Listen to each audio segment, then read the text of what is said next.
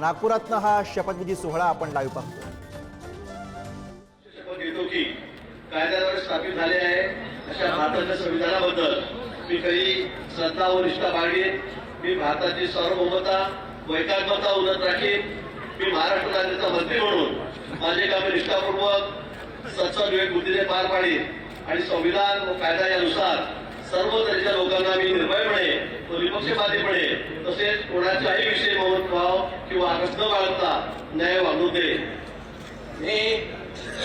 मी गिरीश गीता दत्तात्रय महाजन विश्वासाची शपथ घेतो की महाराष्ट्र राज्याचा मंत्री म्हणून माझ्या विचारांचा अंती जाईल किंवा मला ज्ञान होईल अशी कोणतीही बाब असा मंत्री म्हणून माझी कामे यथायोग्य पार पाडण्यासाठी आवश्यक असेल ते खेळीच करून एरवी मी कोणत्याही व्यक्तीला किंवा व्यक्तींना प्रत्यक्षपणे व अप्रत्यक्षपणे तोडणार नाही किंवा त्यांच्याकडे उघड करणार नाही।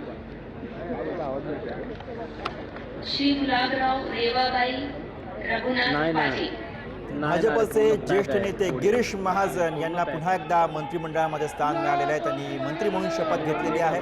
भाजपचे देवेंद्र फडणवीसांचे संकट मोचक अशी गिरीश महाजन यांची ओळख आहे। पूर्ण पॅक आहे रे।